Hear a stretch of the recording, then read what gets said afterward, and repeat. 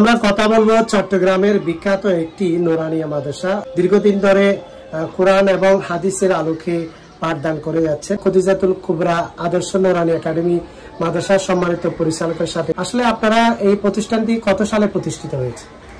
বিসমিল্লাহির রহমানির রহিম। প্রতিষ্ঠিত হয়েছিল প্রায় 2016 থেকে। আনুষ্ঠানিকভাবে আমরা এটার প্রাতিষ্ঠানিক রূপ দিয়েছি 2020 সাল থেকে।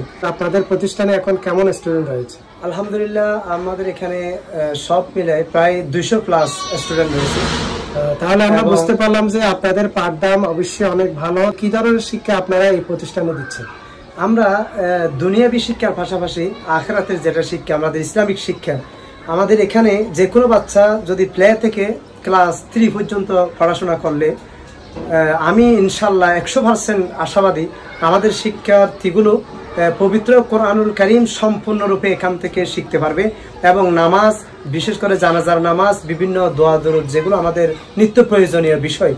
আমি বলবো, যেহেতু আমরা মুসলমান, আমাদের শিক্ষা যে কোনো বাচ্চাদেরকে প্লে থেকে অন্ততপক্ষে 3য় শ্রেণী পর্যন্ত যে কোনো প্রতিষ্ঠানে পড়ানো দরকার, মাদ্রাসায় অথবা বিশেষ করে নুরানিতে। যদি নুরানিতে পড়ে তাহলে এদের প্রাথমিক যে দোয়া দরুদগুলো আমাদের প্রয়োজনীয়, যেমন কোরআন শিক্ষা এবং দোয়া নামাজ শিক্ষা, এগুলো ইনশাআল্লাহ ওরা 100% শিখতে পারবে এখান থেকে। অর্থাৎ মুসলিমের সন্তান হিসেবে আমাদের মৌলিক ইসলামিক জ্ঞান থাকা জরুরি, সে বিষয়ে আপনারা শিক্ষা দিচ্ছেন।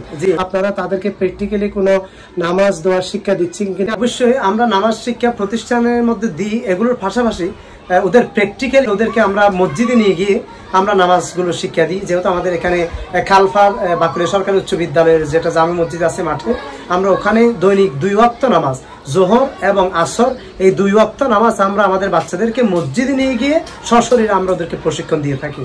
আচ্ছা, আপনাদের ভর্তি প্রক্রিয়া সম্পর্কে যদি একটু জানেন। আমাদের ভর্তি প্রক্রিয়া হচ্ছে নভেম্বরের 1 তারিখ থেকে শুরু হয়েছে 2026 সালের জন্য। এটা ডিসেম্বরের 31 তারিখ পর্যন্ত আমাদের এখানে যদি ভর্তি হয়, এদেরকে আমরা বই, খাতা, কলম, চক, সিলেট, ডাস্টার যেগুলো দরকার ওই সমস্ত বিষয়গুলো আমরা এদেরকে ফ্রি দিয়ে থাকি। বার্ষিক যে অনুষ্ঠানটা করি, এই অনুষ্ঠানের মধ্যে অনেক ভালো ভালো মেহমানরা এখানে আমন্ত্রিত থাকে। তো এলাকাবাসী সবচেয়ে আমার বেশি খাসি ছিল, এটার জন্য আমি আল্লাহর দরবারে শুকরিয়া আদায় করি।